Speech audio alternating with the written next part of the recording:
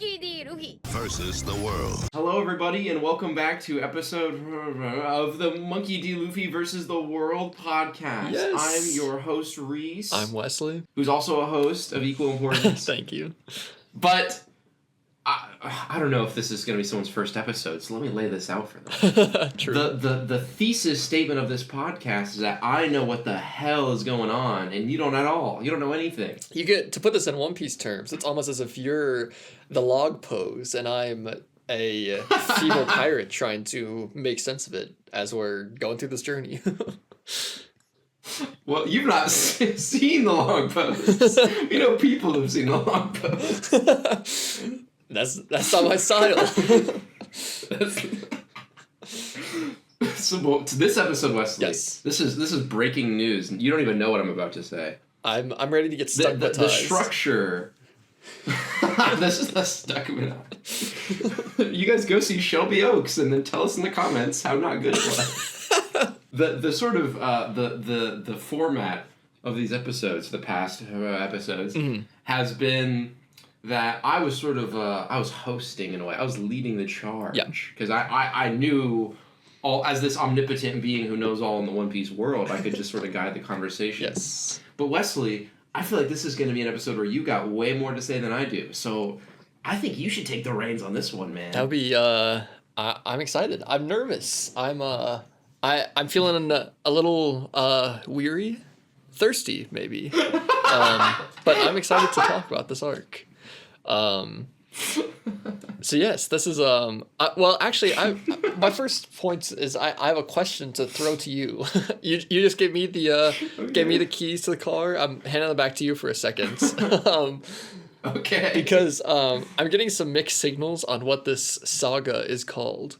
This is called the Baroque Works or Alabasta Saga, either or. That makes sense. I saw I try to stay pretty blind as I work on these, but I was on the little One Piece wiki to find the order of the arcs earlier, and I saw it called Alabasta, but then on the volume covers it's called Baroque Works, so I was just a little confused.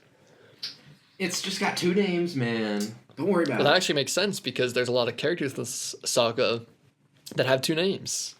It's a bit of wow. It's like dramatic irony in a way. Not really. That's true. Let's just dive right in because we're kind of thrown right into the middle of the action right after good old Whiskey Peak. Whiskey Peak. Whiskey. They're at Whiskey Peak and then they leave Lickety Splickety. And they go to the little garden, and I bet they're a little confused when they arrived because this is not a little garden. It's actually quite big. It's a big island. So I bet that name was a little confusing for them. Oh yeah. But as they arrive to the island, it turns out that it's not all it may seem at first glance, as there's many weird happenings, and they have to evade them and inevitably fight some of them. Let's get the big elephants out of the room. And I think those are the giants. I think the giants are one of the most fantastical things we've gotten in One Piece so far. Is that... we did get fish people. The fish people were pretty fantastical. That's a good point. I guess a better way to put it is this is a lot more like... I don't want to say like Norwegian in in origin, but it's a lot more classical fairy tale-esque, if that makes sense. I think that was just a little bit surprising because I was not expecting to see anything like this. But I'm not complaining because they're both great. Something I appreciate about One Piece more on this reread is it really is. I took for granted its Western inspiration, which it really does wear on its sleeve. For sure. I mean, we've been talking about that with like the cartoon influence that's so prevalent so far. So it's interesting to see kind of a different angle of Western culture because obviously there's the pirates element too. But, there's pirates all over the world. But I think pirates are most common in more Western stories. And it's clearly even a very Western interpretation of pirates. Yes, exactly. Like, these aren't fucking Chinese pirates. That's true. Although that would be cool if we ever get Chinese pirates. Who's this at? I guess we'll see. But, so we got two giants, and they're fun characters. And I guess I don't know, maybe a better way to guide this conversation is that we actually kind of split our attention in this arc between two parties. So we've got the Luffy and Vivi. Vivi from the previous arc gets split up with one giant, and then we got Usopp and Nami with another giant. And then we've got Sanji. And then we got the bird, also with Vivi and Luffy. Hey, and Zoro's with Nami and Vivi. Or Nami and not Vivi. Nami and Nami and Usopp. Yeah, he's You're right. Well, Usopp was just kind of like wandering around for a while too. That's true. Because he kind of goes out and does navigation first, or like kind of like scouting, I guess you'd say, of the islands. I think something I really appreciate about this arc that I know that I looked ahead at your little reflection for your report card, and I think something that's really cool about this arc is that the character writing is once again some of the best content in the series. I agree. I think the reason I really wanted to give you the reins this arc is this is just basically Usopp's arc. It is. It's really the Usopp show. And I know that you're we should call this Usopp D Usopp versus the world. This is Usopp. What is his last name? Let me look it up just in case. I don't think it's a spoiler because we know his dad is on Shanks's crew. Yeah. He does not have a last name, really. That's shocking. It's just Usopp, like Rey in Star Wars. Usopp, just Usopp. Yeah, I didn't. I apologize. I've been beating around the bush a little bit, but this really is the Usopp show. We should rebrand this to the Usopp show for one episode. And I do love Usopp, and we get some great Usopp content throughout this arc, which I was pleasantly surprised by. I think this really does set the sail for Usopp. Of the Straw Hats, I would probably argue is the most directionless.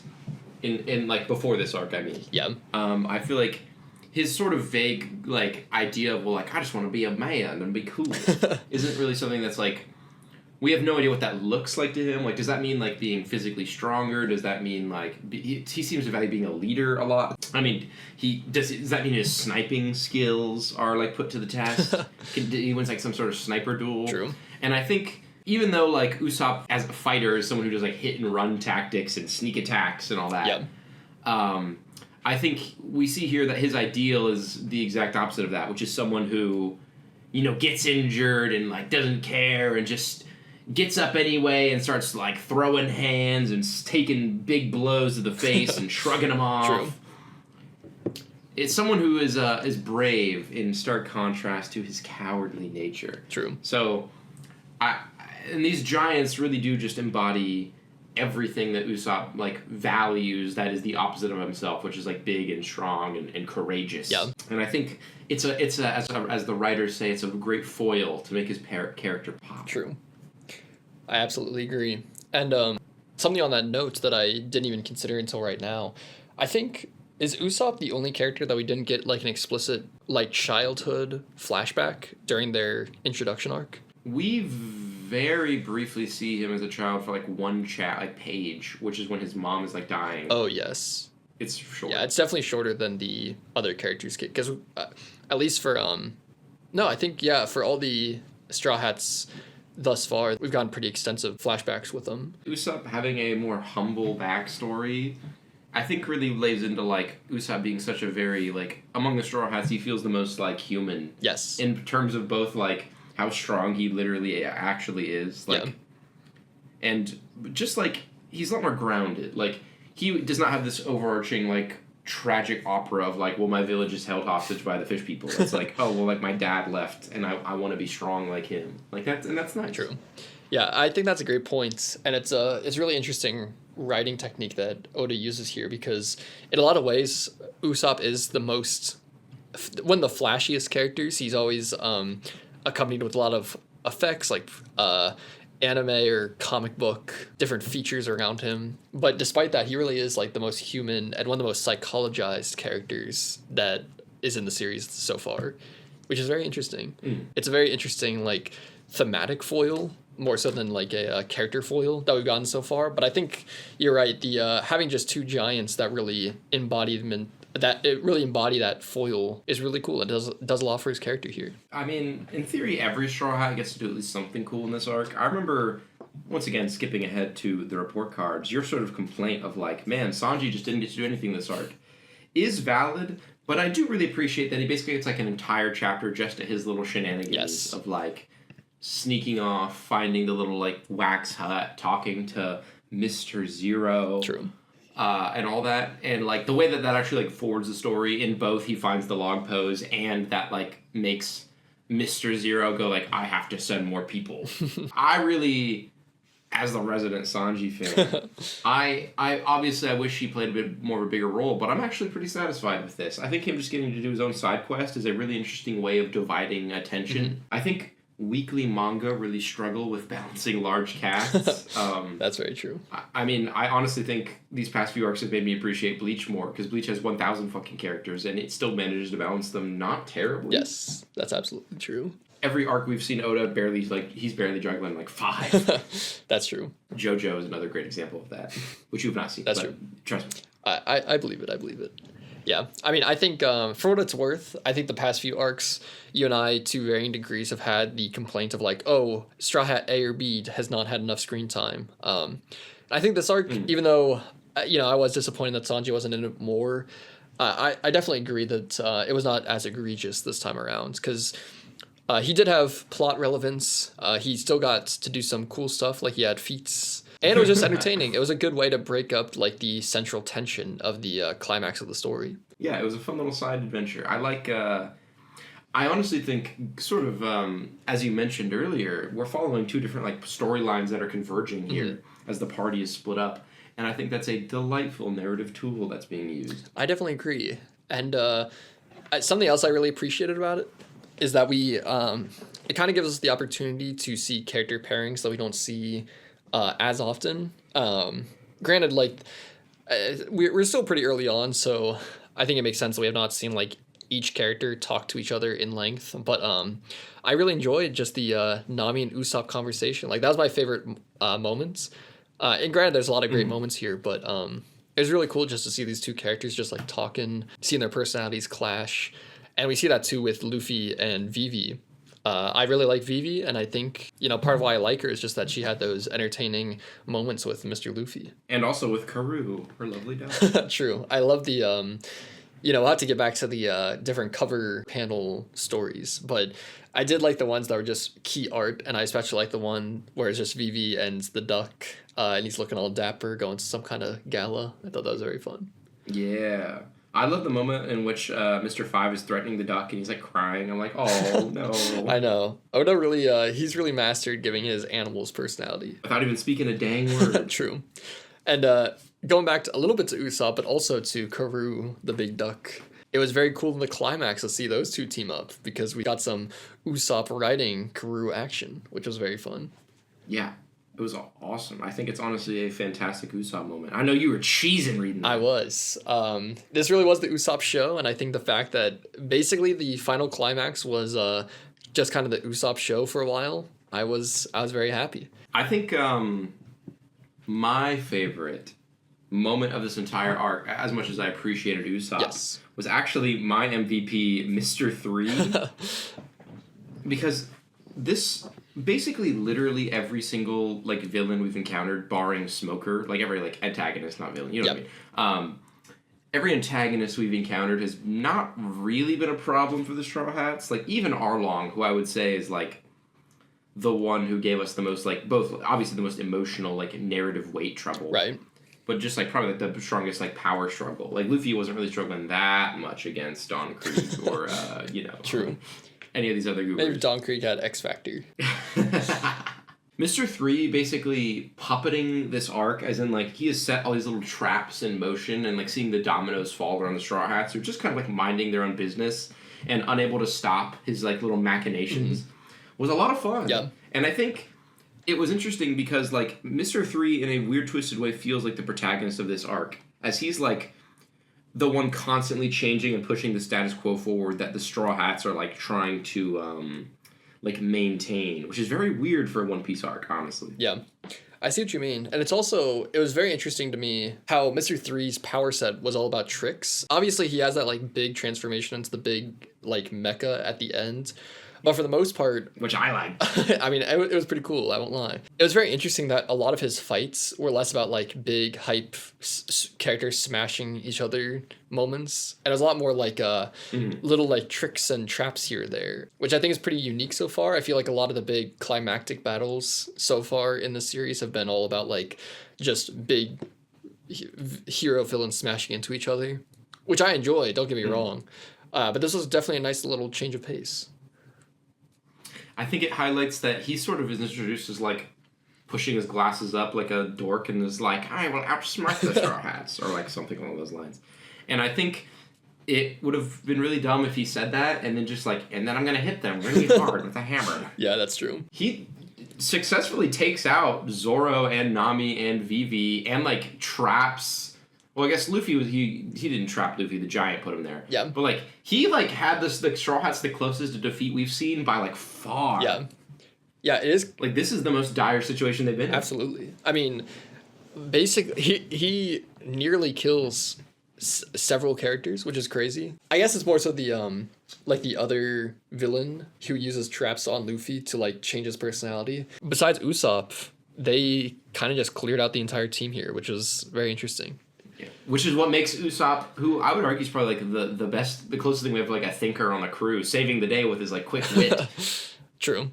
Is it feels great. I agree. I mean, it was very cool because you're right. He's very much like the thinker, like using all sorts of little tricks and traps, and we got to see some of this here because he was really the only one that was able to combat that. My final note on Mr. 3 is that as my arc MVP, I think it was he's a great foil for Luffy, speaking of foils. True. Because his big final attack is this trick that you'll never be able to outthink. And Luffy just immediately clocks in the face and he's like, how did you do it? And he goes, instinct. And that's a great Luffy moment. I absolutely agree. I think Luffy's characterization has been strong throughout the series, but I think with this arc in Whiskey Peak definitely did a lot for his character. I know there's a bit of the weird stuff with Whiskey Peak and him and Zoro, but other than that, I think Luffy's characterization has been extra strong, like extra on points these past two arcs. I think this may have been like one of the best Luffy arcs, honestly, aside from Arlong Park, which obviously was amazing. Yep. And honestly, for what it was worth, Logtown, he was very delightful in that one, just as like, yeah, true. Well, guys, I'm gonna die. Sorry. Like that's a great Luffy moment. True. As well. Yeah. But I think Luffy just like being so invested in the Giants, but like not in the same like kind of childish way Usopp is, but like still in like a not childish. You know what I mean? Like it felt very good to add to like his complexity of his like the way he views the world and his morals and whatnot. Yeah, I mean that's a great point because he does have that very interesting piece of dialogue with the Giants, where the Giant is talking about like, oh well, I've got to go fight the other Giant again now, like for the glory of my god. And Luffy has a great line. I forget exactly what it is, but it's something like, would you really go and throw away your life just for your god? Like, is that really honor? I thought that was a very interesting line coming from Luffy. It's very much in his character, but it's like a very, honestly, kind of a profound statement for him to make. Yeah, I mean, I love the Luffy moment where he's like, this is like probably like my second or third favorite moment in the arc, is when Luffy like, gets trapped under the mountain and he's just like tweaking. He's like, True. Who did this? He's like so mad. He's like, who the fuck like betrayed this giant? I'm like, ooh, this is like an interesting side of him we see. Yeah. It's also, I just really appreciate how much Luffy just like has pure trust and faith in his friends. It's a very wholesome thing. Besides the Zoro moments, of course, again. But yeah. It's very cool that like he knows for a fact that it wouldn't have been his friends that did this. So he knows for a fact that there's some other freak on the island. Speaking of good characterizations, I also think that Nami had a good showing here. I thought she was very fun. I agree that I really like, this is really where her dynamic with Usopp starts. Kind of like when I was a big fan of how Zoro and Nami's dynamic started on Syrup Village. Yes. This was basically the start of Usopp and Nami's dynamic, and that's another fantastic dynamic that I think you'll be happy to hear will not go away. I'm very excited to see more. I do just have to point out that I was like actively laughing when Nami and Usopp were talking. Like Usopp was like pouring his heart out about how he wants to be like a strong warrior, and then Nami's reaction was just, Oh, so you want to be a giant? Like I was laughing at quite a bit of that. I like her reaction panel of like that dot dot dot face. That one's great. Yes, for sure. The facial expressions of this arc too. Kind of a weird thing to point out, I suppose, but they're very good and very funny in this arc. It was very expressive. Yeah. And that's good. I agree. What about the other villains? So we have Mr. 3, who's pretty good. I like him. He was your MVP. And then we have... I like him. Is it Mr. 5, the explosion guy? Yes, Mr. 5 and Mrs. I don't remember. She's like Miss Thursday or some fucking stupid shit. Yeah, I think you're right. And I think they're both returning from the previous arc, which I was not expecting. Yes, they're both from Whiskey Beach. True. I have to say, I think they're a little bit weaker in this arc, but I still like them. They're still cool. I don't necessarily feel very strongly about them, but like they still have... I guess I do like the Mr. 5 moment where he pulls out just a normal gun. I thought that was funny. I thought that was really funny because he's like, this is just newly invented right now. And I'm like, oh, okay. Like, what a weird thing to say. Exactly. I mean, I guess it's not a bad point because like the Marines been using like black powder rifles from like the 1700s. So I don't... The technology in One Piece is kind of all over the place.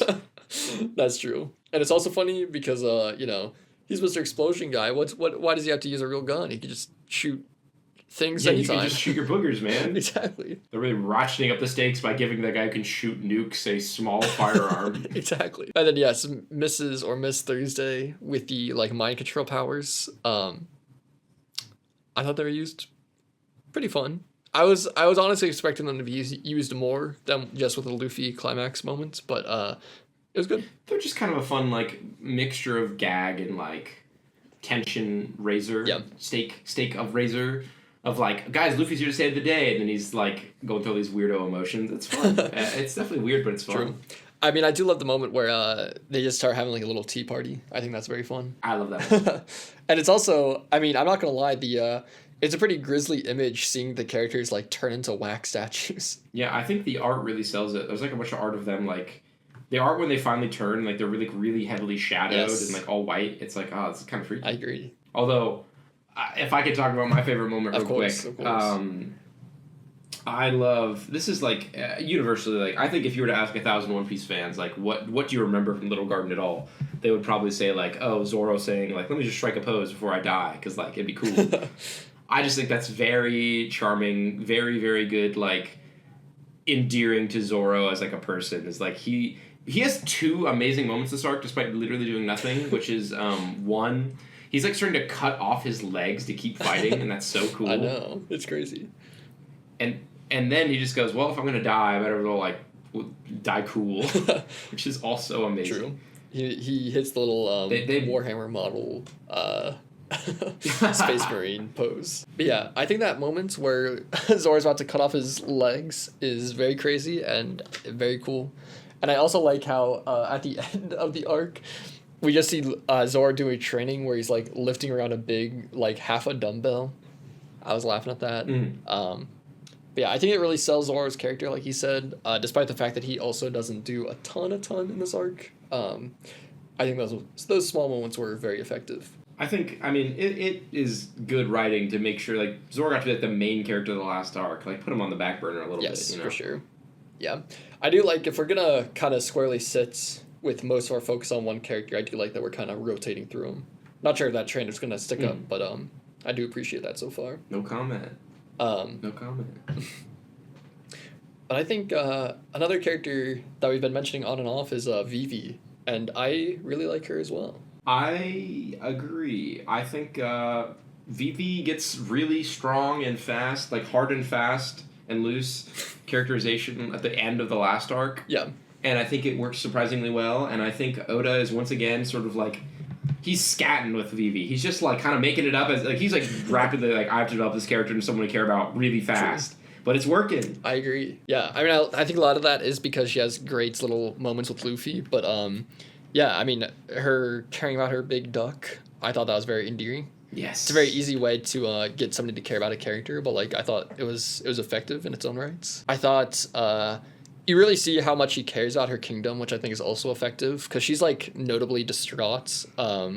talked about how they might not get off the island because of the log pose dilemma, and that definitely works. And yeah, I think there's even a funny moment where Luffy is like blaming Vivi, or not blaming, but like he's like screaming in her face like, "Why do you think somebody would do this? What's going on?" Yeah, and I thought that was fun. That was when he drank the. That's when he drank the poison, the bomb. Yes. Which, by the way, it did remind me a lot of that SpongeBob moment where there's like the pies and the guy's like, they're not pies, they're bombs. We're bomb sellers. These aren't barrels of ale. They're barrels of bombs. They're bomb barrels. Exactly. They're like in a 90s like boomer shooter. Yes. There's just explosive barrels laying around. Exactly. True. By the way, my arts appreciation moment was from that page as well, because I think the giant just looks so grisly and scary, which I thought was cool, and I like how cute. I think Oda really leveled up his lighting. Yes, for sure. Yes, they do look cute. Yeah, I think the shading is genuinely great throughout this entire arc. I mean, he really just leveled up when he had to draw Mr. Five, like explosion punching, not punching. Oh yes. Lariating that guy. Yeah. I think he really had to lock in with his lighting, and he's like, "Ooh, I'm just gonna keep doing that. True. I'm just gonna keep backlighting things." And we like that. And we like that. Which giant side are you on? Because we haven't really talked about the giants themselves. Yeah, Dory and Brogy. In theory, the guy with the helmet. Well, I guess the guy. Okay, so there's the guy with like the eyes over his helmet. I forget which one is which. Is that Dory or Brogy? There's like one with like the traditional like spiked helmet. Is that Dory? I'm trying to see if I have it in my notes real quick, and I don't think I do. I know that Brogy is red and Dory is blue, but I don't know which is which without the colors. Dory is the one with like the beard and like the eye armor. Brogy is the one with the Viking helmet. Okay. I think I like Dory more. I like his tragedy of like, I'm just gonna go out there and die because like fuck True. it. But I think luckily they both get to do something cool with like Dory having that moment and Brogy having the moment of like getting up like while he's being held down by Mr. 3, and Mr. 3's like, how is he this strong? Yes, that is really cool. I appreciate. I mean, I don't know if these are gonna be. I mean, at this point, maybe they will be recurring characters because One Piece loves reintroducing characters. But I do like how for just a quick little arc like this, these two random like almost comic relief characters get so much characterization. And I think another thing I like about One Piece so far is that each arc doesn't really just have like one notable thing about it. Like this arc has giants and it has all the whack stuff with Mr. 3, and the island is weird, and we get some interesting log post stuff. And like Whiskey Peak had a lot of stuff too. So like each arc has more than one like notable aspect to it, which I think is cool. Yeah, I think that I was just gonna say it reminds me of Whiskey Peak in the way of like it's not just we're at this town, like it evolves with like oh my god, and then there's more Baroque works here, and then we have to escape and like blah blah blah. True. Like this goes from oh my god we're on Dinosaur Island and there's giants to like and there's all this other stuff going on and it's really cool. Yeah. I also like the quick backstory we get to the two giants. I like how it's positioned at the end because so far we kind of just get those kinds of backstories as they come up in the story, but this time just having it at the end is like a little bookend. I thought that was really interesting. It was an effective little way to close out the chapter of these characters. Oh, by the way, you mentioned this earlier. I don't know why this reminded me of it. You mentioned cover stories. Yes. I was smiling and laughing when I saw my goat Django. I know. A-okay. We have to discuss the goats, MJ, Django. M. Django. Exactly. Let's just say he's like Corey Feldman. I was gonna say, let's just say I was dancing like a little goblin, little hee little Billie Jean. That's all that. Yes. Yes. We should put together a little crew of a bunch of angels, or like women in angel costumes.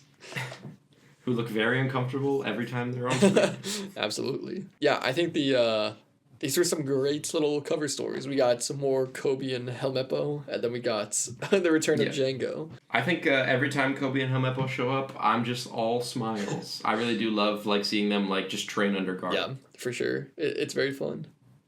I Yeah. I keep being surprised when I see these like fun little characters return, but I think that's just kind of the One Piece game. Like I just got to get used to it. I think One Piece is so good at it that people are surprised when characters don't come back. That is an interesting point. Like, I'm still shocked that those 2 bounty hunters who knew Zoro before the story started never come back. Are you kidding me? True. Maybe when the final arc rolls around. Johnny and Yosaku will, like, train so hard they can cut the world in 2. They've been, like, sitting in a dark room doing sit-ups for 30 years. Now, that would be something I'd like to see. At the outset of this arc conversation, I was like, oh my gosh, I have so much to say about this. But now that we've talked it through, I think the bottom line is something I'm starting to realize in media analysis is sometimes something is just like pretty good and you don't have that much to say about it. I had fun. Exactly. I mean, for what it's worth, I think I agree that, like, honestly, I do kind of don't have that much more to say about this arc, which is crazy. Yep. I think my problem is the fact that this isn't an arc I can talk about, like, endlessly is kind of why it's a B for me. Yeah, I think that's... Going into my arc rating. True. I think, I mean, I did have fun. Not to be, like, a cinephile, but I did have fun, and I got more Usopp. So I think so far, like, this is just a very fun, clean arc. It was my style.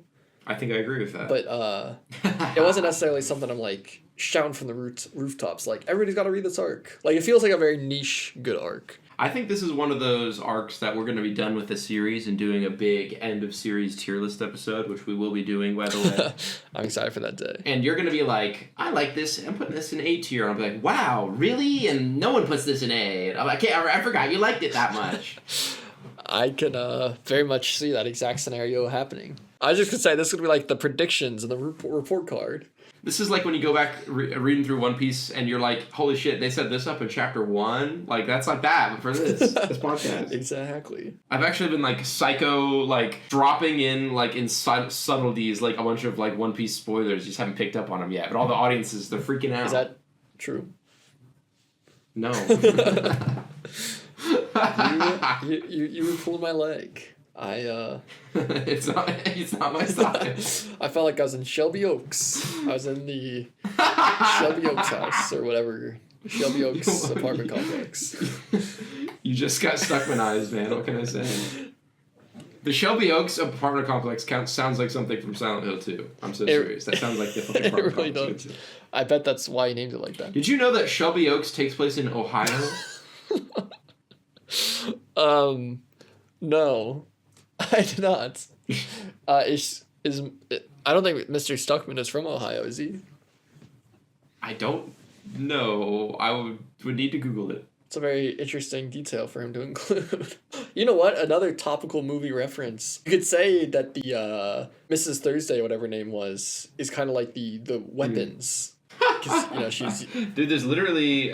what if instead of weapons, it was called explosions, and then they flick boogers at each other?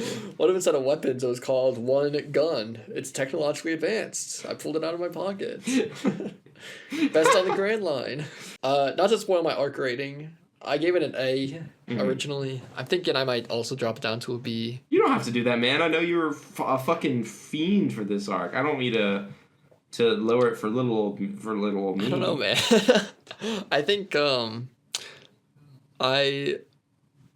don't know. Has this ever happened to you where you're really excited about a One Piece arc and then you talk about it more and you realize like, oh, well, it was good, but it wasn't the best. I had not a lot of fun. I mean, I had a lot of fun. Don't get me wrong. I know some people that had fun. I had fun. I know some people that had fun. Okay, I got... Wesley, that was a great Thank you. I just got a lot of bits right now. I chose the arc MVP arc of Usopp specifically because I thought it looked like a Homer Simpson picture. Can you see that? I do see what you're saying. That's funny. Marge, the Giants are fighting again. What if instead of the Giants, it was giant Beavis and Butthead? And they were like... Hey, fart knocker. Beavis, the volcano. We have to kill each other now. That is good. This arc was fun. I had fun. I think that's really all you really need from a shonen arc sometimes, man. It's just a good time and some solid character writing. Exactly. I mean, I think... For what it's worth, I do think this is some of the most fun I've had with an arc, and I think it was some of the most solid writing. I mean, I think it can go nowhere but up from here. Yeah. I mean, I don't know. I feel like I'm just not locked in with this arc, man. I feel like Whiskey Peak, I was like, wow, I'm blown away. And for this arc, I was like, it's fine. Did you have fun? But like, I did have fun. I did. I'm not gonna lie. I had fun. I'm glad. I mean, when Mr. 3 made a little mech, I was cheesing because I love mechs. I'm a mech guy. I've got some Mr. 3 news. This is breaking news for One Piece. Oh. Did you see that Mr. 3 is being played by the guy that played Polka Dot Man in the Suicide Squad in the live action? John Penderson.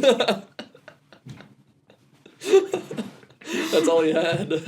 Leave a comment. Leave a comment if you know. We're not going to say what it is, but we've been dropping subtle references, subliminal messages to one very specific thing. And if you know what it is, leave a comment.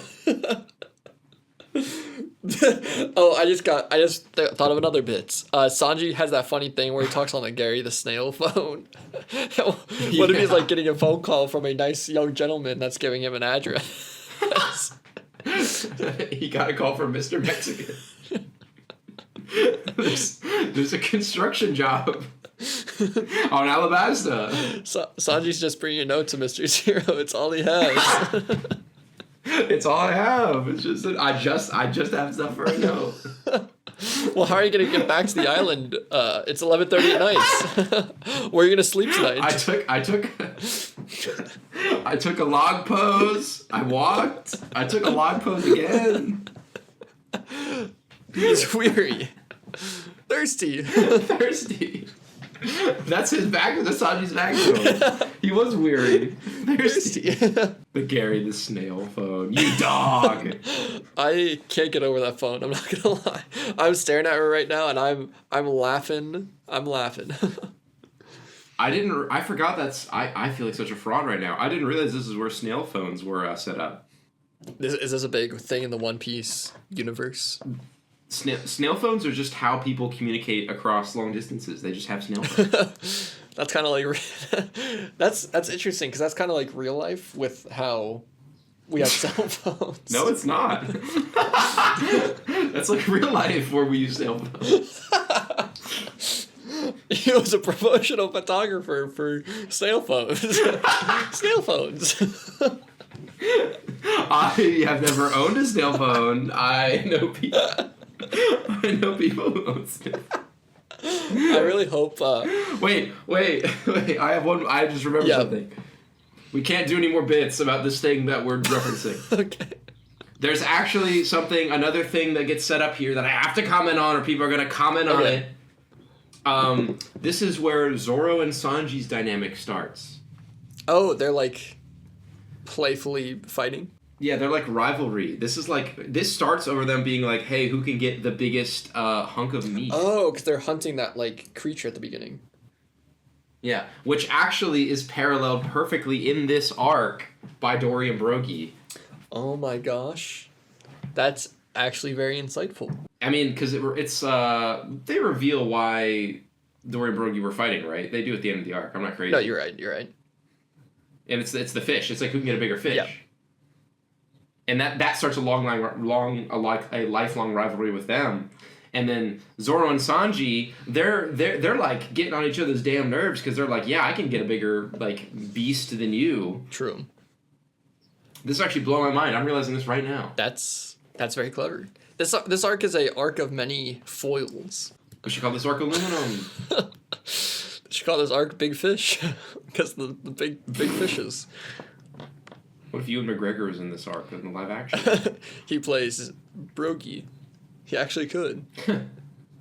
He plays Mr. 3. No, silly. That's the guy. He plays Mr. 5, and we don't talk about it. I get it. We should do a fan cast of the Mr. You know when there's all the Mr. 3 clones in the woods? Yes. Who's playing each one of the clones? I thought you were just going to say we should do like one of those fan casts for One Piece live action, and then we're like, John Cena is Monkey D. Luffy. The Rock is... It's like that awesome... Michael Cera is Usopp. I'd actually like that. It's like that famous image where it's like the Teen Titans and it's like about the perfect casting. Timothy Chalamet as Robin. The Yes, Rock as yes. Cyborg. Yes, absolutely. But that is very interesting about the dynamic about catching big fish and big beasts. Look, there's a reason you're signing my paychecks, boss. I'm picking up on themes, on parallels. I will say, something that I have to give Oda a lot of props for is the amount of, like, long-term storytelling, like, weird subtleties, and I mean, like, weird subtleties that he has are insane. I think, this is not a spoiler for, like, where One Piece is at currently, but it's a spoiler for us. Yeah. And I won't, like, say what it is. That's fair. But, like, someone pointed out an insane parallel between, and this is for Wesley, don't know what this means yet. Someone pointed out an insane parallel between Skypiea, Whole Cake Island, and Wano, and it blew my fucking mind that, like, that was, like, those three arcs were connected at all. And you don't know what any of that means, but don't That's worry. fair. And I would go into what it is, but I can't. It's all you have. You have not seen the future arcs. You know people who have seen future arcs. That's true. That is very interesting though. It's I'd love to see, like, after this is all finished, I'd love if they, like, release a copy of his, like, show Bible or his series Bible or something, because I bet it's insane. I mean, I think it's one of those things that's just, like, forever expanding, because the little SBS corner, people are, like, to this day, if you remember you've seen them in the little, like, end of chapter things where it's like, hey, Oda, I have a question. What's Zoro's pubic color? And they'll be like, green, of course. People do ask him some insane questions there, by the way. They're often very sexual. That wasn't me being crass for no reason. He's been asked, like, 4 times if Luffy's penis stretches. Is it included? And the answer is yes. Yeah, the answer is yes. Oh my god. And I'm not saying, like, oh, he mentioned in one time, like, guys, like, you've asked me this 4 times. Literally, like, 4 separate times it showed up, and he's like, guys, stop asking this. I already said yes. You rascals. That's insane to me for many reasons. I know. I can't believe that he said. I can't believe he answered it 4 times, nonetheless. And I think another thing. This is not a problem we're gonna run into for, like, literally, like, 800 chapters. Okay. But Oda has recently started revealing earth-shattering news to the SBS. That's insane. Like, at some point, it's no longer been like, oh, hey, Oda, what's Nami's favorite color? And he's like, blue. Like, they eventually just get to, like, hey, who is this character's parent? And he's like, oh, it's this plot important character. And we're like, what? Like, he's... Why did you reveal that right now? He's spoiling story elements? Something just happened in the SBS, like, yesterday, and I literally can't tell you what it is. But it's an insane plot twist that he just, like, mentioned in SBS. What? That's so weird. He was giving, like... I can't say what it is, but it blew my fucking mind. For people in the know, I'm sure it's crazy. They're going to be leaving comments that you're not allowed to read, man. I hope. I won't read them, but I hope you do. You know people who've read them. True. Do you have any closing thoughts about this arc? I'm trying to think of, like, a profound way to wrap this up.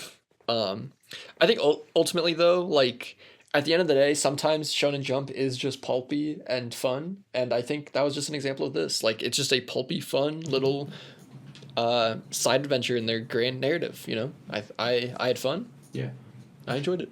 Fun is ultimately something One Piece does very well, and I'm not going to get mad when I get it. Exactly. I mean, there's a really funny, like, sort of discussion in the One Piece community. I think, ironically, one of the things I've seen discussed about this arc most is the little girl who is Mr. Three's sidekick. What's her face? Yeah. Miss Thursday or... The girl who does, like, the magic mind control stuff. Sorry, Rosie just walked in and is making a lot of sense. You're good. Hi, Rosie. Thanks, Rosie. But her mind control powers are not a devil fruit. Oda has, like, confirmed this in an SBS. She just can do that. Oh, interesting. And people were like, we have no idea why she can do that, or, like, how, like, can anyone do that? Does she have, like, magic paint? Why is it magic? How is it, like, what is that? Why can you do that? Can she just do that to, like, can she go up to, like, the strongest characters in the world and just paint on them and now they're, like, dead? Like, what are the limits here? I mean, I'd assume yes, because Luffy's pretty strong. He's pretty sure. He's strong and he helps people. I painted a trash bag in his face. Are you sure?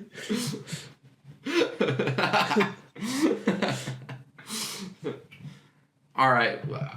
I you know what? Some episodes don't need a profound ending. Sometimes we just say the memes, say we had fun, reference a thing that people in the comments won't know we're talking about, and we have a great episode. You know what? It's actually interesting because we've been talking a lot about parallels, and this was a very pulpy, fun arc, and this was just a pulpy, fun episode. We don't have a lot of profane things to say, but it's just like the arc we just read. But you know, in our pulpiness, there was a kernel of good writing, which is like my really good analysis. Exactly. That's you know what, man? I always appreciate your analysis and your quick wit and good looks. Podcasters at home, you can't see me, but I'm smiling. I'm all laughs and smiles. Well, my friends, you want to give our final rankings and then ask these fine listeners from home to like, comment, subscribe, and comment their favorite moments? Of course. I would like to give this arc a solid B. Not quite a B+, but a very strong B. I gave this arc an A originally, and then I gave it a B in the course of this episode, and now I'm just going to say it's still an A. It was fun. And guys, don't forget to call your mom. She misses you. And don't forget to drink plenty of water. Just subscribe to the Shonen Jump app. It's like $299 a month. It's very good.